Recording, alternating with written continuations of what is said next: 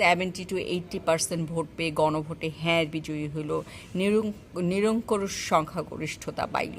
So ধরে যেহেতু PR চাই, আমরা পিআর অর্থটা কি, আমরা আসলে যে 84টা পয়েন্ট আছে গণভোটের এখনও জানি না, আমি নিজেই জানি না 84টা, কারণ আমি কোনো আগ্রহই বোধ করতেছি না এইটা পড়ার। যদি ইলেকশন ইঞ্জিনিয়ারিংয়ে হয়, ইঞ্জিনিয়ারিং করে হ্যাঁকেই জয়যুক্ত করা হয়, তো আমার আসলে পড়েও লাভ নাই, আপনাদেরকে বলেও লাভ নাই, যা ঘটার তাই ঘটবে ফিসাবিলিল্লাহ আর কি। সো এখন একটাই প্রার্থনা, বাংলাদেশটা যেন ইরান না হয়, আফগানিস্তান না হয়, সিরিয়া না হয়, মিশর না হয়, বাংলাদেশটা যেন বাংলাদেশের মতো থাকে, এইটুকুই প্রার্থনা। আর সবাইকে বলবো ভোট দেন, জেনে বুঝে ভোট দেন, বিশেষ করে ভোট কারচুপি এগুলো ঠেকাইতে হবে আমাদেরকে, এবং বাংলাদেশটা যেন বাংলাদেশের মতো থাকে, বাংলাদেশের সার্বভৌমত্ব অক্ষুণ্ণ থাকে, সেটার জন্য জেনে বুঝে ভোট দিবেন। কারণ আপনার ভোট আপনার অধিকার, এবং আপনার জনপ্রতিনিধি আপনার নির্বাচন করবার অধিকার রয়েছে।